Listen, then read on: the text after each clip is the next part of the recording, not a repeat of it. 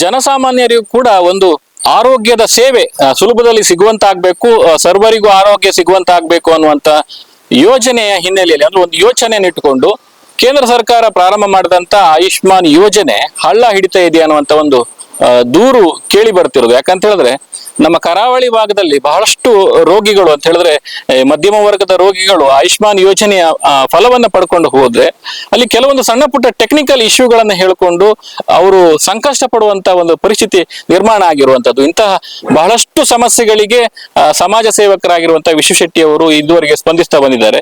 ಇತ್ತೀಚೆಗೆ ಒಂದು ಘಟನೆ ನಡೆದಿದೆ. ಮೀನುಗಾರರವರು ಬೋಟಿನಿಂದ ಕೆಳಗೆ ಬಿದ್ದು ಗಾಯ ಮಾಡಿಕೊಂಡ ಸಂದರ್ಭದಲ್ಲಿ ಒಂದು ರೀತಿ ಜೀವನ್ಮರಣ ಹೋರಾಟ ನಡೆಸ್ತಿರುವ ಸಂದರ್ಭದಲ್ಲಿ ಆ ಬಡ ಕುಟುಂಬದ ಮಹಿಳೆ ತನ್ನ ಪತಿಯನ್ನ ಕರ್ಕೊಂಡು ಮಂಗಳೂರಿನ ತನಕ ಹೋಗಿ ಆಯುಷ್ಮಾನ್ ಯೋಜನೆಯ ಏನೂ ಪ್ರಯೋಜನ ಸಿಗದೆ ವಾಪಸ್ ಬಂದು ಉಡುಪಿಯಲ್ಲಿ ಇಂದಿಗೂ ಕೂಡ ಸಂಕಷ್ಟ ಪಡುವಂತ ಒಂದು ಪರಿಸ್ಥಿತಿ ಎದುರಿಸ್ತಿದ್ದಾರೆ. ಈ ಪ್ರಕರಣವನ್ನ ಕೂಡ ವಿಶ್ವಶೆಟ್ಟಿ ಅವರು ಹ್ಯಾಂಡಲ್ ಮಾಡಿದ್ರು ಅಂತ ಹೇಳ್ಬೋದು. ಸೊ ಅವ್ರು ನಮ್ ಜೊತೆಗಿದ್ದಾರೆ. ಸರ್, ಏನು ಆ ಪ್ರಕರಣ ಏನಾಗಿತ್ತು ಅಂತ? ಅಂದ್ರೆ ಶನಿವಾರ ಮಧ್ಯಾಹ್ನ ಗಂಗೊಳ್ಳಿಯಲ್ಲಿ ಗಣೇಶಾಚಾರ್ಯ ಹೇಳುವವರು ಬೋಟ್ ನಲ್ಲಿ ಕೆಲಸ ಮಾಡುವಂತಿಗೆ ಕೆಳಗೆ ಬಿದ್ದು ತೀವ್ರ ಅಸ್ವಸ್ಥರಾದರು. ಅಲ್ಲಿ ಸ್ಥಳೀಯ ವೈದ್ಯರು ಪರೀಕ್ಷಿಸಿದವರು ಕೂಡಲೇ ಇದಕ್ಕೆ ಶಸ್ತ್ರಚಿಕಿತ್ಸೆ ಆಗದಿದ್ರೆ ಪ್ರಾಣಕ್ಕೆ ಅಪಾಯ ಇದೆ ಅಥವಾ ಅವರು ಜೀವಮಾನ ಇಡೀ ಕೈಕಾಲು ಬಲ ಇಲ್ಲದೆ ಬಿದ್ದುಕೊಂಡಿರ್ಬೋದು ಎಂಬ ಮಾಹಿತಿಯನ್ನು ನೀಡಿದ್ರು. ಅವರ ಹೆಂಡತಿ ಕೂಡಲೇ ಅವರನ್ನು ಆಂಬುಲೆನ್ಸ್ ಮುಖಾಂತರ ಶಸ್ತ್ರಚಿಕಿತ್ಸೆಗಾಗಿ ವೆನ್ಲಾಕ್ ಆಸ್ಪತ್ರೆಗೆ ಕರ್ಕೊಂಡು ಹೋಗಿದ್ದಾರೆ. ವೆನ್ಲಾಕ್ ಆಸ್ಪತ್ರೆಗೆ ಸುಮಾರು ಸಂಜೆ 5-5:30 ಗಂಟೆಗೆ ಮುಟ್ಟಿದ್ರು. 8 ಗಂಟೆ ತನಕ ವೈದ್ಯರು ಯಾರು ಬರಲಿಲ್ಲ ಎಂಬ ಅಳಲನ್ನು ಅವರ ಹೆಂಡತಿ ಹೇಳ್ತಾ ಇದ್ದಾರೆ. ಜೊತೆಗೆ 8 ಗಂಟೆ ನಂತರ ನಮ್ಮಲ್ಲಿ ಇದು ಆಗುದಿಲ್ಲ, ನೀವು ಖಾಸಗಿ ಆಸ್ಪತ್ರೆಗೆ ಹೋಗಿ ಅಂದ್ರು. ಖಾಸಗಿ ಆಸ್ಪತ್ರೆಗೆ ಹಣ ಇಲ್ಲ ಅಂದದ ಕೂಡಲೇ ನೀವು ಆಯುಷ್ಮಾನ್ ಅಡಿಯಲ್ಲಿ ಖಾಸಗಿ ಹೋಗಿ ಅಂತ ಮಂಗಳೂರಿನ ಒಂದು ಆಯುಷ್ಮಾನ್ ಯೋಜನೆಯ ಆಸ್ಪತ್ರೆಗೆ ಇವರು ಪತಿಯನ್ನು ಕರ್ಕೊಂಡು ಹೋಗಿದ್ದಾರೆ. ರಾತ್ರಿ 12:30 1 ಗಂಟೆ ಹೊತ್ತಿಗೆ ನಿಮ್ಮ ಆಧಾರ್ ಕಾರ್ಡ್ ನಲ್ಲಿ ಫೋನ್ ನಂಬರ್ ಲಿಂಕ್ ಇಲ್ಲ, ಹಾಗಾಗಿ ಆಯುಷ್ಮಾನ್ ಯೋಜನೆಯಲ್ಲಿ OTP ಬರುವುದಿಲ್ಲ, ಅದಕ್ಕಾಗಿ ನಿಮ್ಗೆ ಆಯುಷ್ಮಾನ್ ಯೋಜನೆ ಕೊಡ್ಲಿಕ್ಕೆ ಆಗುವುದಿಲ್ಲ, 4-5 ಲಕ್ಷ ರೂಪಾಯಿ ಖರ್ಚಾಗ್ತದೆ, ಬೇಕಾದ್ರೆ ಚಿಕಿತ್ಸೆ ಕೊಡ್ಬೋದು ಹೇಳಿದ್ರು. ಈ ಮಹಿಳೆ ಹತ್ರ 1,200 ರೂಪಾಯಿ ಬಿಟ್ರೆ ಬೇರೆ ಏನೂ ಇಲ್ಲ. ಬೆಳಗಿನಿಂದ ಅನ್ನಾಹಾರವಿಲ್ಲದೆ ಪತಿಯೊಟ್ಟಿಗೆ ಆಂಬುಲೆನ್ಸ್ ನಲ್ಲಿ ತಿರುಗುತ್ತಿರುವ ಈ ಮಹಿಳೆ ಕಣ್ಣೀರು ಹಾಕ್ತಾ ರಿಕ್ವೆಸ್ಟ್ ಮಾಡಿದ್ರು. ಕಡೆಗೆ ರಾತ್ರಿ 1 ಗಂಟೆಗೆ ನನಗೆ ಫೋನ್ ಮಾಡಿದ್ರು. ನಾನು ಹೇಳಿದೆ, ಬೆಳಿಗ್ಗೆ ಆದ ಕೂಡಲೇ OTP ವ್ಯವಸ್ಥೆ ಮಾಡಿಕೊಡುವ, ಅದು ಸರಿ ಮಾಡಿ ಕೊಡ್ಬೋದು, ಎಮರ್ಜೆನ್ಸಿ ಕೋರ್ಟ್ ನಲ್ಲಿ ಬರುವ ಮುಖಾಂತರ ಈಗ ಚಿಕಿತ್ಸೆ ಕೊಡ್ಲಿಕ್ಕೆ ಒಂದು ನೀವು ರಿಕ್ವೆಸ್ಟ್ ಮಾಡಿ, ಖಂಡಿತ ಕೊಡ್ತಾರೆ ಹೇಳಿದೆ. ಆದ್ರೆ ಮಹಿಳೆ ಕೈಕಾಲು ಹಿಡಿದು ಸುತಾರಾಮ್ ಬೊಬ್ಬೆ ಹಾಕಿದ್ರು. ಅಲ್ಲಿ ಅವರ ಹೃದಯ ಕರಗಲಿಲ್ಲ. ತದನಂತರ ಅವರು ಖಾಸಗಿ ಆಸ್ಪತ್ರೆಯಿಂದ ಪುನಃ ಬೆಳಿಗ್ಗೆ ತನಕ ಆದ್ರೂ ನಾನು ಹೇಳಿದೆ, ಬೆಳಿಗ್ಗೆ ತನಕ ಅವರು ಖಾಸಗಿ ಆಸ್ಪತ್ರೆ ದಾಖಲು ಮಾಡದಿದ್ರೆ ನೀವು ವೆನ್ಲಾಕಿಗೆ ಹೋಗಿ ದಾಖಲಾಗಿ ಬೆಳಿಗ್ಗೆ ಆದ ಕೂಡ ನಾನು ನಿಮ್ಗೆ OTP ವ್ಯವಸ್ಥೆ ಖಂಡಿತ ಮಾಡಿ ಕೊಡ್ತೇನೆ ಅಂತ ಭರವಸೆ ನೀಡಿದೆ.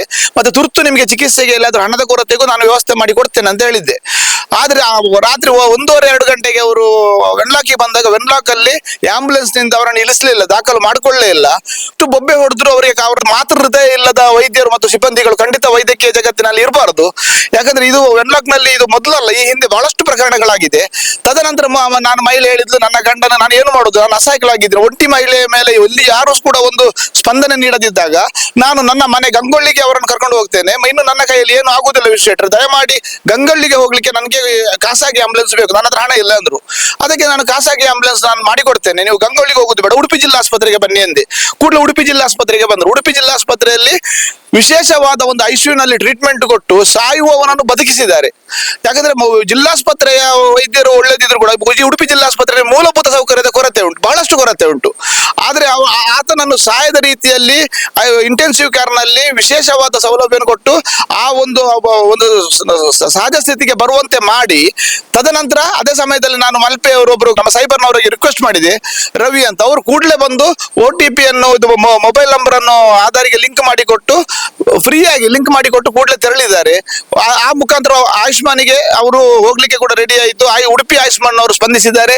ಮಣಿಪಾಲ KMC ಆಸ್ಪತ್ರೆಯಲ್ಲಿ ಈ ಬಗ್ಗೆ ಗಮನಕ್ಕೆ ತಂದಾಗ ಖಂಡಿತ ಕೂಡಲೇ ನೀವು ಬನ್ನಿ, ನಮ್ಮಿಂದ ಆದ ಟ್ರೀಟ್ಮೆಂಟ್ ಅನ್ನು ಖಂಡಿತ ಕೊಡ್ತೇವೆ ಅಂತ KMC ವೈದ್ಯರು ಕೂಡ ಹೇಳಿದ್ರು.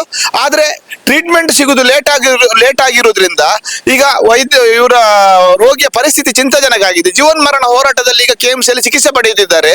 ದೇವರು ಕೊಟ್ಟರು ಪೂಜಾರಿ ಬಿಡ ಹೇಳಿದ ಹಾಗೆ ಇಲ್ಲಿ ಮಾತೃ ಹೃದಯ ಇಲ್ಲದ ನಮ್ಮ ಅಧಿಕಾರಿಗಳು ಬಹಳಷ್ಟು ಒಂದು ತೊಂದರೆ ಜನಸಾಮಾನ್ಯರಿಗೆ ಮಾಡ್ತಾ ಇದ್ದಾರೆ. ಜನಸಾಮಾನ್ಯರಿಗೆ ಸ್ಪಂದನೆಯನ್ನು ಕೊಡ್ತಾ ಇಲ್ಲ. ನಿಜವಾಗಿ OTP ಬರದಿದ್ರು ಇನ್ನೊಂದು ಅದಕ್ಕೆ ಆಪ್ಷನ್ ಉಂಟು, ಫೇಸ್ ಆಪ್ ಮಾಡಿ ಮುಖಾಂತರ ಆಯುಷ್ಮಾನ್ಗೆ ಕೊಂಡೋಗ್ಬೋದು. ಅಥವಾ ನಾನಾ ರೀತಿಯ ವಿಷಯ ಉಂಟು. ಖಾಲಿ BPL ಕಾರ್ಡ್ ಮತ್ತೆ ಆಧಾರ್ ಕಾರ್ಡ್ ಅದು ಎರಡು ಉಂಟಂತಾದ್ರೆ ಖಂಡಿತ ಆಯುಷ್ಮಾನ್ ಕೊಡ್ಲಿಕ್ಕೆ ಆಗ್ತದೆ. ಆಯುಷ್ಮಾನ್ ಕಾರ್ಡ್ ಬೇಕಂತ ಇಲ್ಲ, ಅದಕ್ಕೆ ಮಾನದಂಡವೇ BPL. ಹಾಗಾಗಿ ಇದು ಆಧಾರ್ ಕಾರ್ಡ್ ನಲ್ಲಿರುವ ನ್ಯೂನತೆಗಾಗಿ ಇವರು ಚಿಕಿತ್ಸೆ ಕೊಡದೆ ಕಳುಹಿಸುವುದು. ಯಾಕಂದ್ರೆ ಪ್ರತಿ ನಿಮಿಷವೂ ಇಂಪಾರ್ಟೆಂಟ್. ಇವರಿಗೆ ಜನರ ಪ್ರಾಣಕ್ಕೆ ಬೆಲೆ ಇಲ್ಲ.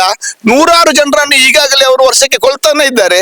ಈ ಸಿಸ್ಟಮ್ಗೆ ಬಹಳಷ್ಟು ಜನ ಸತ್ತಿದ್ದಾರೆ, ಕೆಲವರು ಅಂಗವಿಕಲರಾಗಿದ್ದಾರೆ ಚಿಕಿತ್ಸೆ ಸಿಗದೆ. ಇದು ಖಂಡಿತ ಆಗಬಾರದು. ಕೇಂದ್ರ ಸರ್ಕಾರ ಮತ್ತು ರಾಜ್ಯ ಸರ್ಕಾರ ಈ ಬಗ್ಗೆ ನಿಗಾ ವಹಿಸಿ ಮುಂದಿನ ದಿನಗಳಲ್ಲಿ ಜನಸಾಮಾನ್ಯರಿಗೆ ಇಂಥ ಆಪತ್ತು ಆಗದ ರೀತಿಯಲ್ಲಿ ಒಂದು ರಕ್ಷಣೆ ಕೊಡ್ಬೇಕಂತ ನಾನು ಆಗ್ರಹ ಮಾಡ್ತೇನೆ.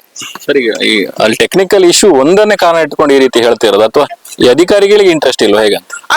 ಅಲ್ಲ ಅಧಿಕಾರಿಗಳಿಗೆ 100% ನಿರ್ಲಕ್ಷ್ಯ ಬೇಕಾದಷ್ಟು ಉಂಟು, ಅದು ನಾನು ಹೇಳ್ತೇನೆ. ಯಾಕಂದ್ರೆ ಇವತ್ತು ಅಧಿಕಾರಿಗಳಿಗೆ ಜನಸಾಮಾನ್ಯರ ಮೇಲೆ ಖಂಡಿತ ಒಂದು ಸ್ಪಂದನೆ ಕೊಡ್ಬೇಕಂತ ಹೇಳುವಂತದ್ದಿಲ್ಲ. ಅವರಿಗೆ ಕಡತ ಆದ್ರೆ ಆಯ್ತು, ಕಡತವನ್ನು ಬಹಳಷ್ಟು ಒಳ್ಳೆ ರೀತಿಯಲ್ಲಿ ಮಾಡ್ತಾರೆ. ಯಾಕಂದ್ರೆ ಅವರು ಸ್ಪಂದನೆ ಕೊಡುವುದಿಲ್ಲ, ಇವರು ಕಾನೂನಿನ ನೆಪ ಒಡ್ಡಿ ಅವರು ಕಡತವನ್ನು ಸರಿ ಮಾಡ್ಕೊಳ್ತಾರೆ. ಯಾಕಂದ್ರೆ ಈ ಹಿಂದೆ ಪತ್ರಿಕಾ ಭವನಕ್ಕೆ ಆಂಬುಲೆನ್ಸ್ ನಲ್ಲಿ ಪಾರ್ಶ್ವವಾಯು ಪೀಡಿತ ಒಂದು ರೋಗಿಯನ್ನು ಕರ್ಕೊಂಡು ಬಂದಿದ್ದೇನೆ.